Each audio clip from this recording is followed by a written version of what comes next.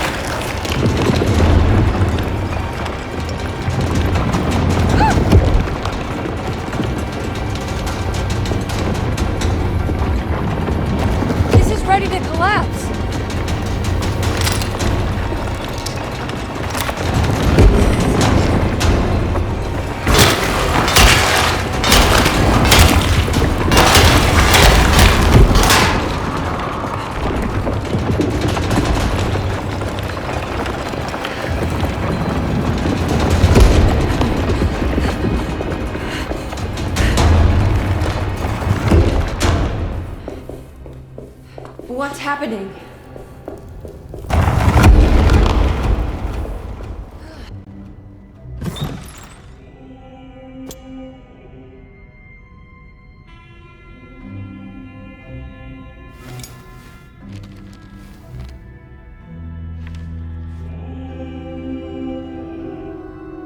Acknowledge psychological trauma, break through the barriers of self-deceit, temper manic behavior. Is this it? Is this the contract?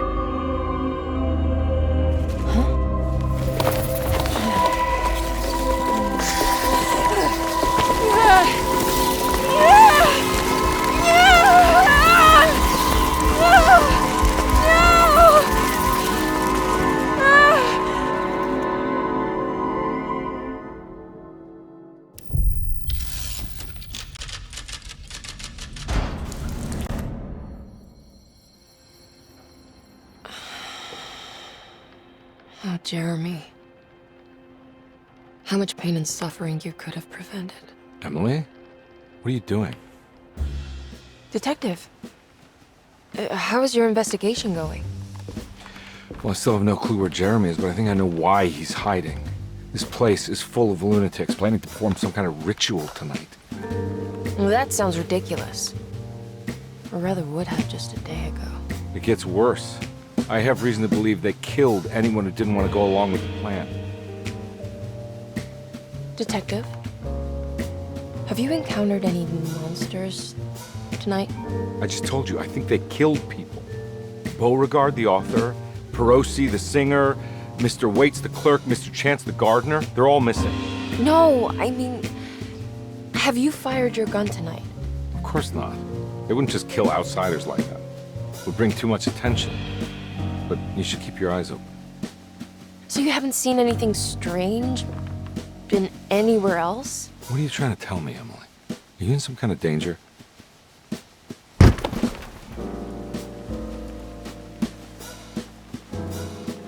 Let me drive you back to New Orleans. I think I have enough. You know, at least get the police to take a look at this case. No, I'm fine. Thank you, Detective. I'll find your uncle, Miss Harwood. Just stay out of trouble.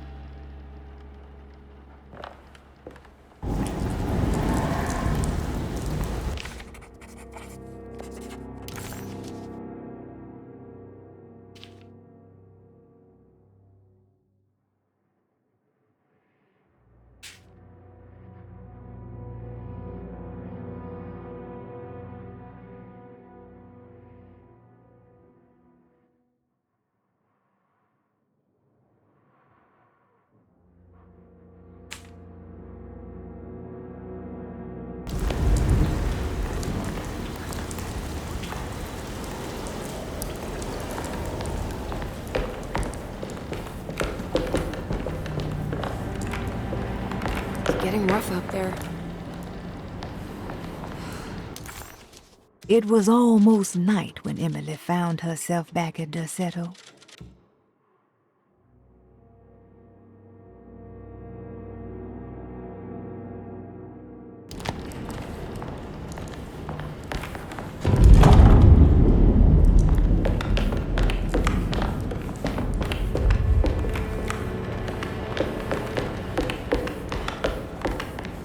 I need the key.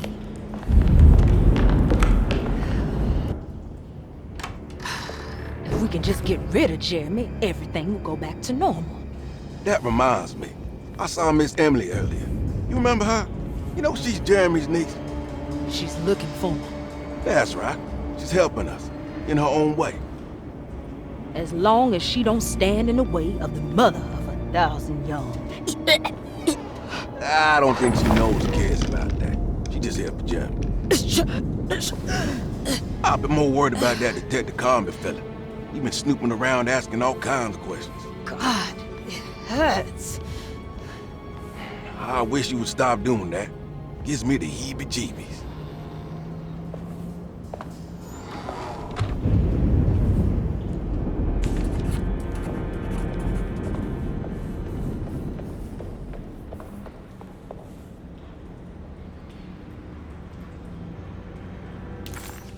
The old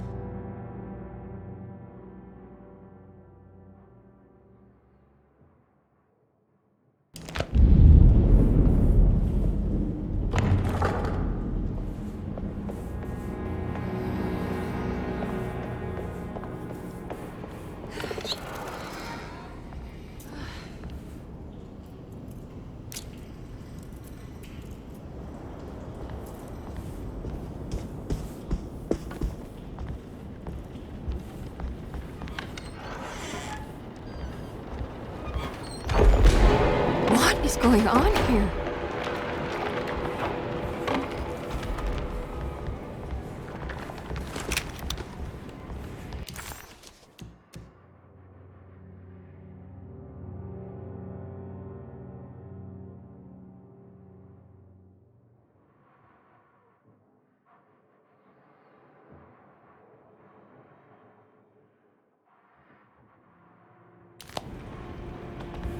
It's blocked.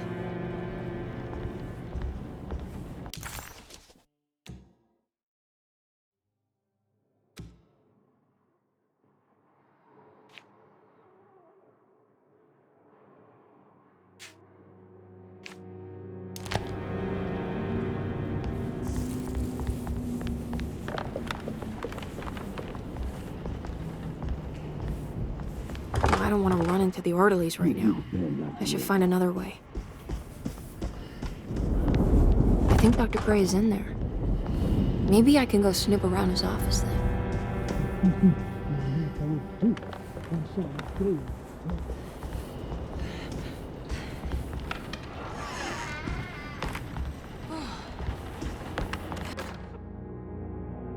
Lunacy and the Astarte Artist Colony, a monograph by Yael Klein. In early 1909, the old Derceto plantation outside of New Orleans was turned into an artists' colony.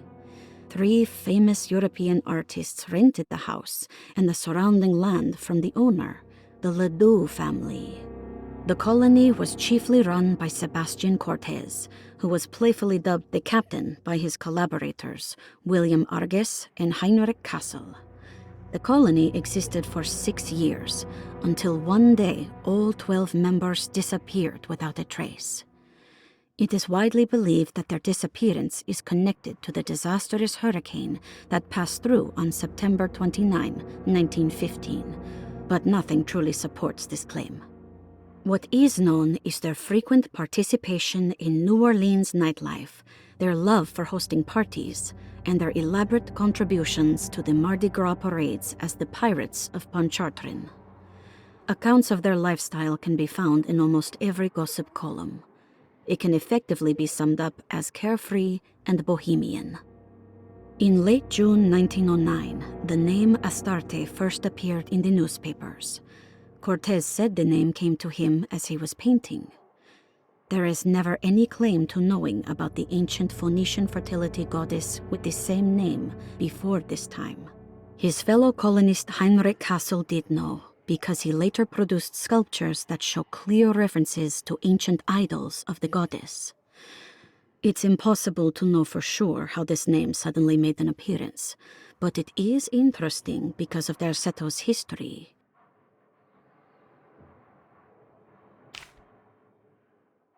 Even the name Derceto is the Greek name of a Syrian fertility goddess. In the case of naming the plantation, Derceto was certainly not an accident. We know that Elijah Pickford intended to build a temple for his cult, for he had distributed pamphlets 2 years prior to the purchase of the land, advertising his intentions. His followers were estimated to be almost 100 men and women, mostly sailors, Maroons, and Cajuns, when the plantation was built. To outsiders, Derceto registered as an ordinary slave plantation, which enabled Pickford and his flock to remain hidden for decades. The official story is that the cult lasted until 1862, when the Union Army came and burned down the plantation and scattered all who lived there. Following the Civil War, new people started to congregate in the ruins of Derceto to invent a new fertility goddess, the Shub Niggurath. As much as Derceto is a particular name to have heard of, it's not entirely uncommon among the learned. Astarte is equally known and could have been subconsciously chosen by well-read artists. Shub-Niggurath is, on the other hand, very uncommon. Almost impossible that anyone in Louisiana would have heard that name. The name is referenced only in rare books like Urnausprechlichen Kulten and the Necronomicon, and is believed to be a bastardization of Arabic words meaning pertaining to the dark young. The few paragraphs printed on the goddess are so upsetting that no one in their right mind would want to build a religion resting on such qualities. The Shub-Niggurath cult was hard to get rid of, but it is believed that despite the police jailing and killing several cultists over the years, the main culprit in the cult's demise is the cult itself, which seems to line up with every instance of cult activity on Derceto's grounds. When Captain J.W. Norton of the Union Army arrived, he described the people at Derceto as malnourished and maniacal. As much as the army tried to save them, they fought back with fervor, as if nothing was going to stop them from slowly destroying themselves. While the disappearance of the Astarte artist colony remains a mystery, the recurring motif seems to suggest that their fate involved lunacy and a hunger for self-sacrifice to that fertility goddess with 1,000 names.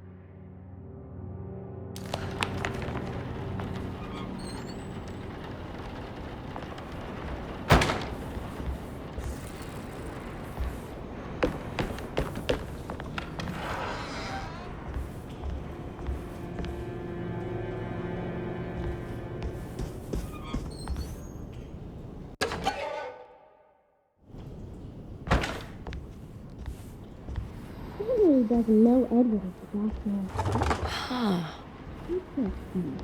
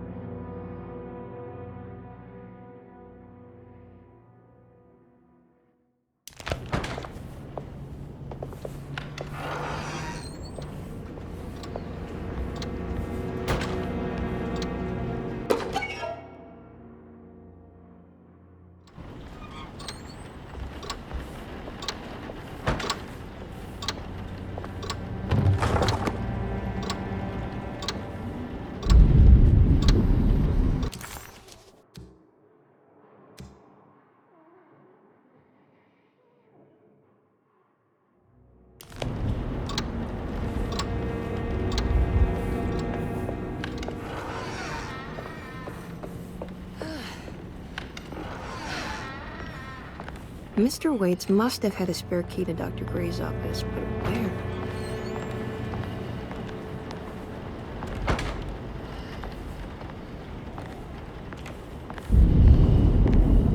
I don't know the combination. Wait, maybe I do.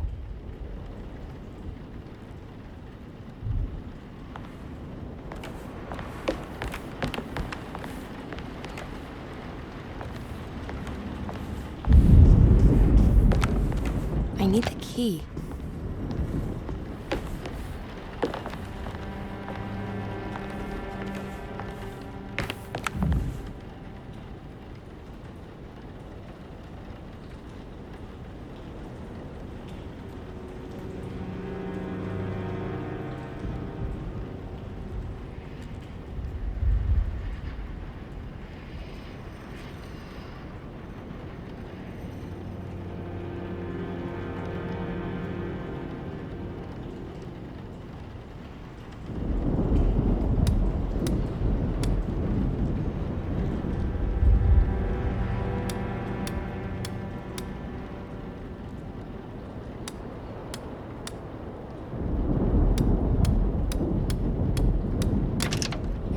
It worked.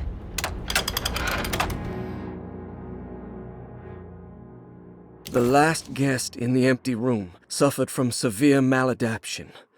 I must write this down, because if I understand the condition sufficiently, it could make me deny this fact at a later date, and there is reason for me to think I may come to suffer the consequences from this dysfunction, as some who came in contact with the guest seemed to adopt a new worldview in which everything was predetermined but broken.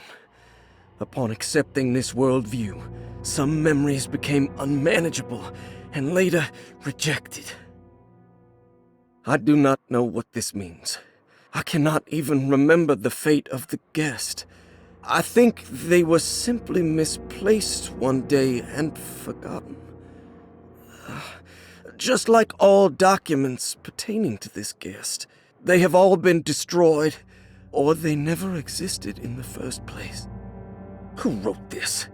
There has never been a guest in the empty room.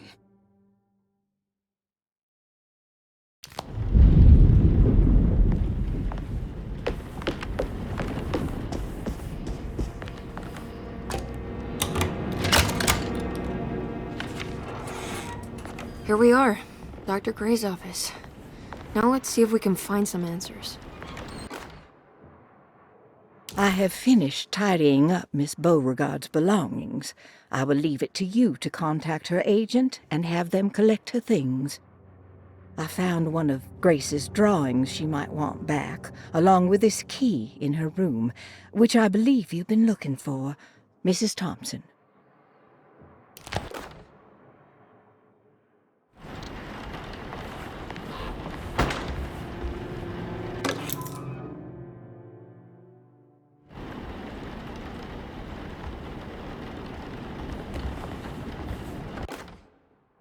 Dearest Dr. Manzetti, I find myself in a losing battle with my patient. As I've disclosed in my previous letter, his delusions have him completely captured. It's bad enough that he is torturing himself with paranoia, but his madness turns out to be quite persuasive to others, effectively laying the ground for mass delusion. I am writing to you in hope that you can give me some guidance. Beyond my ambition to avoid devastating surgery on my patient, I have grown worried about my own defenses. The words of my patient are deranged, yet they often resonate with something primitive within me. I have tried photographing his brain with X-rays. It was surprisingly difficult to get good results. Dark blotches on the plates kept obscuring all details. My patient looked at the bad plates and cried out in terror, telling me the dark areas was the shadow of the worm, eating him from inside. I could not see anything out of the ordinary. I hope this is a sign that my mind is not as receptive to the madness as I had feared. After further inquiry, my patient described the shadows inside his mind as some kind of chthonic monstrosity that wants to undermine his sanctuary. This is clearly a reference to a place he calls Teroea, a sort of library or convent that works as a psychological haven. With this imaginary haven threatened by this Chthonian, he has now constructed another, less pleasant hiding spot. Lately, he has been bringing up a metaphor of a steamboat that has run aground, that he feels like he needs to start the engines and reverse, but he is afraid that the hole in the hull would cause the whole ship to sink. I've been watching him turn this metaphor into reality for the last week. He knows it's made up, but he is doubling down, trying to make it a real memory. I feel certain that this is my chance to break through the barriers of his self-deceit.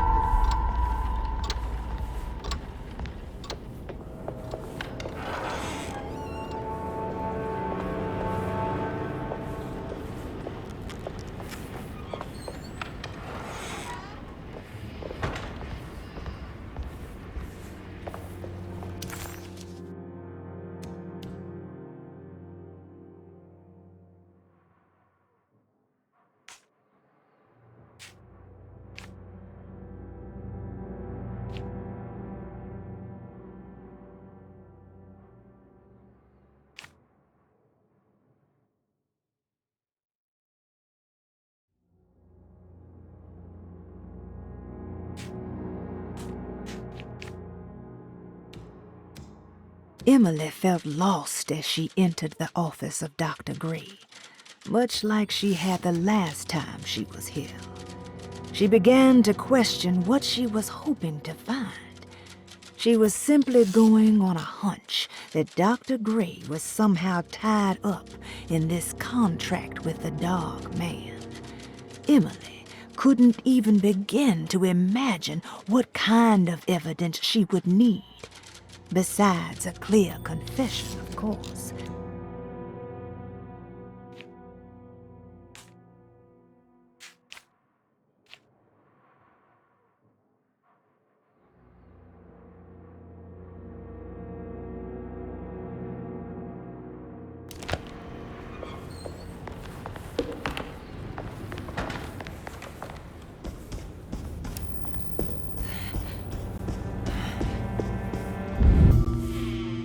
Hey, little lady, how's your evening been going? Ups and downs, I suppose. I hear that. We all live in the life of an elevator operator. Are you all right, sweetie? Do you want to see my mask, miss? I'm making it for St. John's.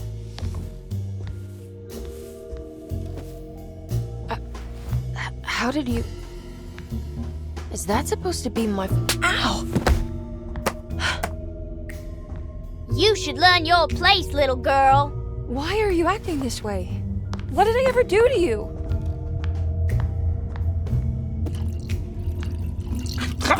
Grace!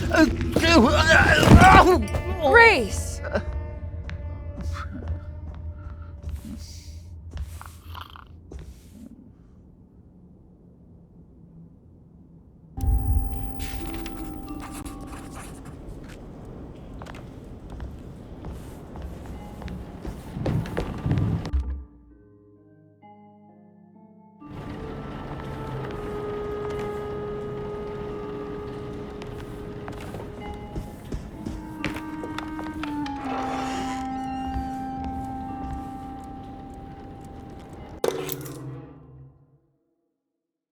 I'll just borrow these.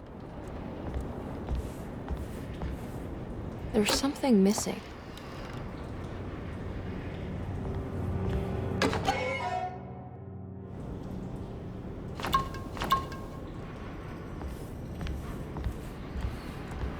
At least he's breathing.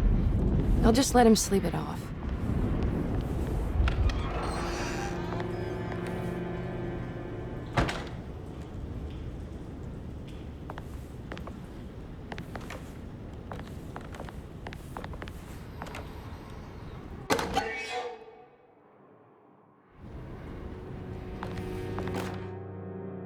Jeremy knew that the only one who could help him now was the guest in room number 3. The room seemed to have been empty for so long. But that wasn't allowed to be true. The story needed to be different. To include something from the outside, he would bring the guest back to room 3 and show them what was in that safe. 913. But those were not the right numbers. That was the combination for the safe in the clerk's office.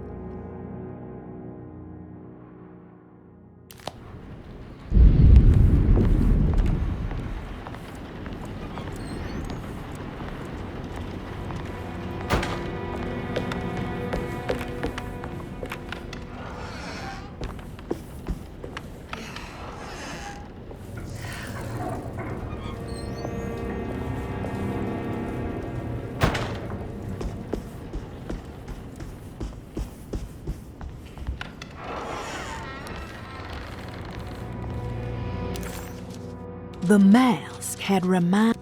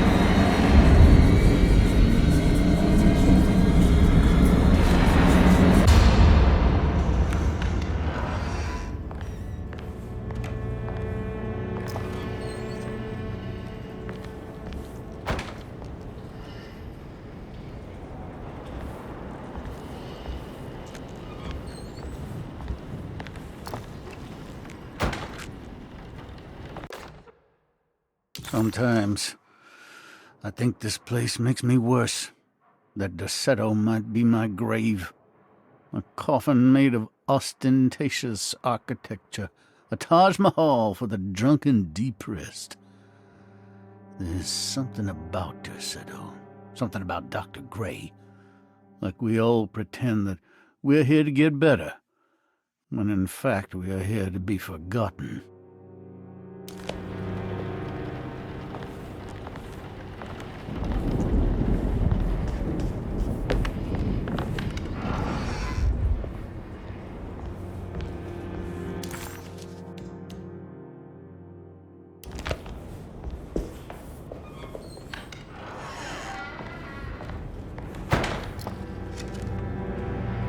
Ruth, are you there? No, of course not.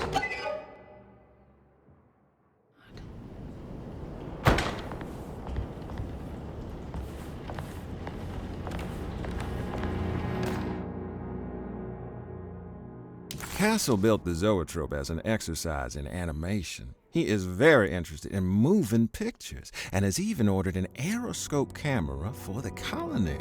I'm looking forward to seeing what kind of phantasmagoria he will produce. For now, his zoetrope entertains me greatly. It's not the little man passing his head, while quite humorous. It's the spell of that flickering light as it rotates. I swear, it takes me back to my childhood in a most profound way.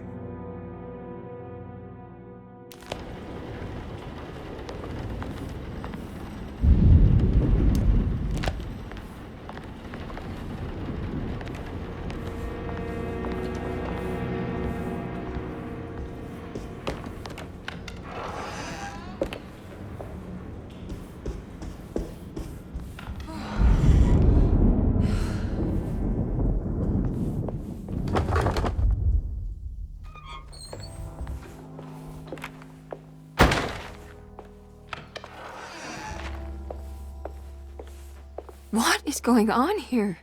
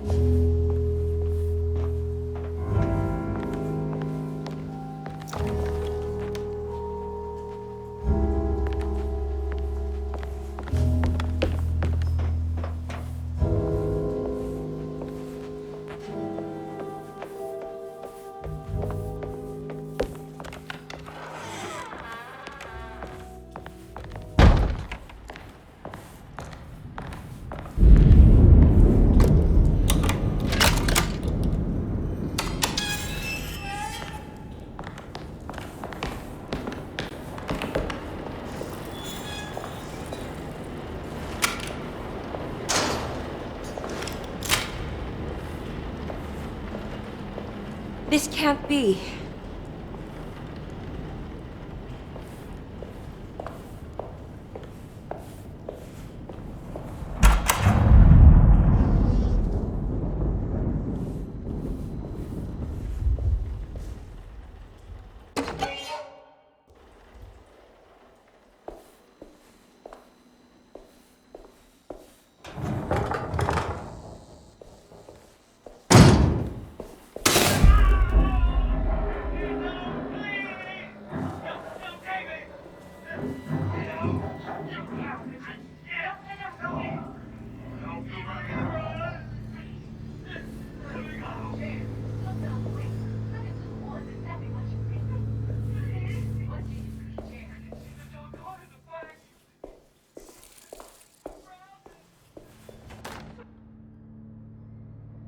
Radiography, patient Jeremy Hartwood, date June 14, 1930.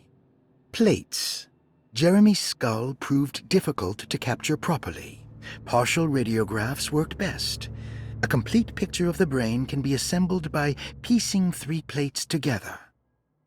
Observations. Even when looking at an assembled version, a shadow covers significant parts of Jeremy's brain. Possible tumor, but more likely that the equipment is failing. Jeremy reacted strongly to the pictures and claimed to see a giant clay worm eating and displacing his memories. Notes. While this exercise has left me nowhere closer to an answer, I feel confident that a Burkhart lobotomy should sever all necessary parts.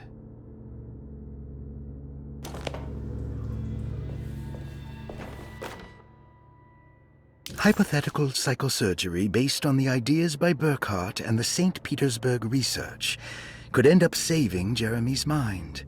Severing the connections around the frontal lobe would certainly solve most mental afflictions. The procedure would be brutal in performance, as well as in efficiency. An ice pick pushed through the edge of the eye and into the skull would untether the nerves like Alexander cutting the Gordian knot. As this would likely leave Jeremy in a very different condition, all other paths should first be explored. The medical instrument I would need for this lobotomy is missing, and I should have Waits order a new one.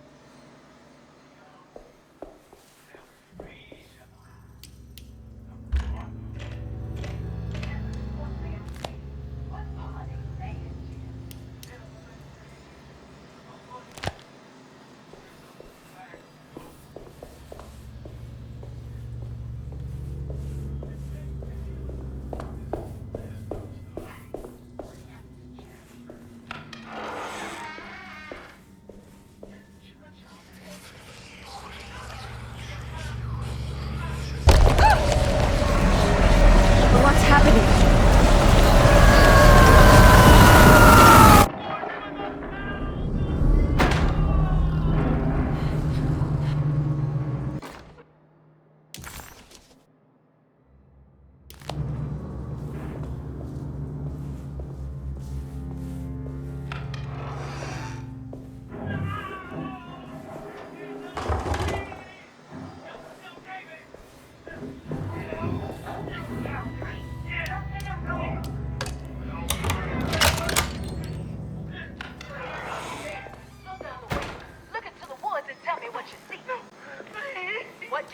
I can see the dark heart of the bayou. It's surrounded. By what, Jeremy? Dark, young. 1,000!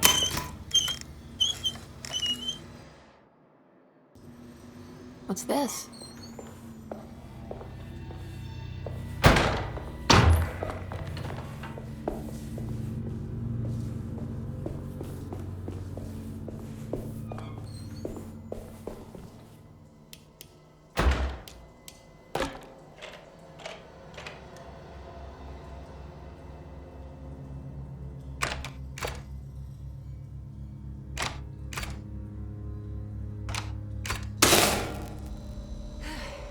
Oh, that's better.